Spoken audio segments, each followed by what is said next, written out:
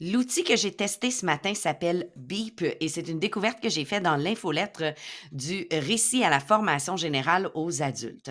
L'outil, lorsqu'on arrive sur beepaudio.com, vous avez une présentation de l'outil. Tout est en anglais, mais c'est très facile d'utilisation, donc l'anglais n'est pas un obstacle.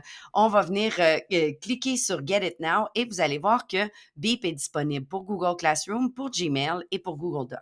Dans chacun des cas, il va falloir installer l'extension pour chacun d'entre eux. Donc, première chose, installation pour Google Classroom. Je donne les permissions habituelles. Ça semble bien respecter là, les pratiques et tout au niveau de la confidentialité, mais prenez le temps d'aller lire au besoin. Par la suite, ben, j'arrive dans Google Classroom. J'ai testé dans le flux d'actualité. Il y a un léger bug, je vais vous le montrer. Peut-être que ça ne fera pas ça de votre côté. Des fois, c'est que j'ai peut-être une autre extension qui entre en conflit. Donc, si vous avez plus d'une extension, vous utilisez par exemple Talk and Comment et autres, des fois, ça pourrait être le pourquoi les deux entrent en conflit. À vous de voir, peut-être que ça fonctionne ou peut-être que c'est momentanément un problème qui va être réglé. Donc, vous voyez que ici, dans mon flux d'actualité, j'ai un nouveau bouton dans mon Google Classroom qui dit Record.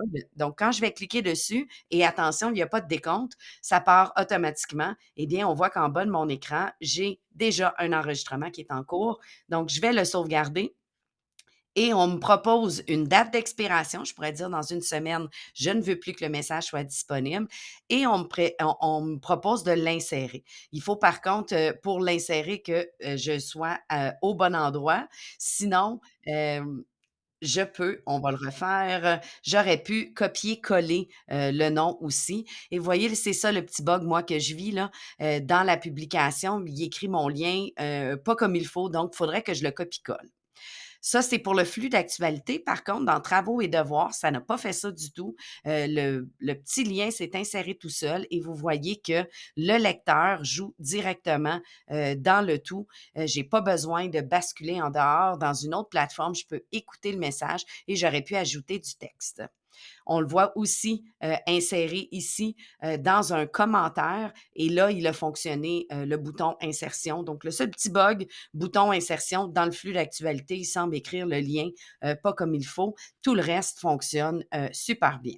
Donc, je sors de celui-là pour vous montrer le prochain qui est dans Google Documents. Même chose, je dois l'installer, je prends le temps de lire les pratiques en matière de confidentialité, voir si ça va pour moi.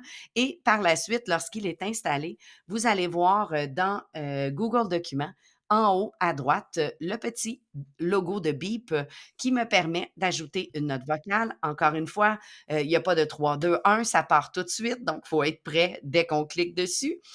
Lorsque j'ai terminé, petite différence de ce côté-là, j'ai encore l'expiration, mais lorsque je clique sur insérer, ça ne va pas l'insérer automatiquement comme dans Google Classroom, mais plutôt me donner un lien à copier, que je peux copier dans le document.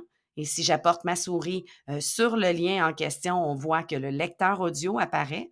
Si par contre, je l'ai mis en commentaire, ben, automatiquement, la note audio peut être jouée dans les commentaires. Je vois de belles possibilités pour de la rétroaction dans un texte plutôt qu'écrire un long commentaire. Bien, on peut le dire vocalement. On parle toujours plus vite qu'on écrit, donc on sauve du temps.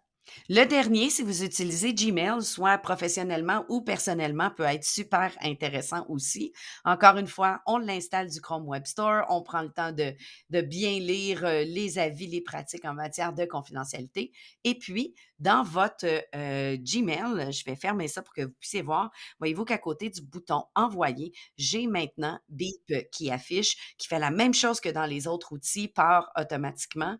Et lorsque je clique sur Sauvegarder, je vais pouvoir lui dire d'ajouter le message. Seule petite particularité de ce côté-là, lorsque je l'ai testé de m'envoyer des messages, il ne joue pas directement dans le courriel. Le lien va être cliquable, ouvre un autre onglet et joue sur le site de Beep pour votre message. Donc, pas de lecteur intégré dans Gmail, mais tout de même pratique si on a un long courriel à faire, peut-être de le faire de façon vocale peut être intéressant.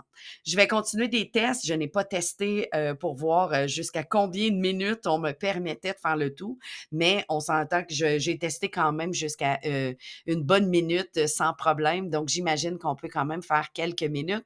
De toute façon, plus notre rétroaction, plus nos messages sont courts, plus on a de chance qu'on nous écoute jusqu'à la fin. Donc un beau petit ajout, une belle petite extension à ajouter à vos outils préférés.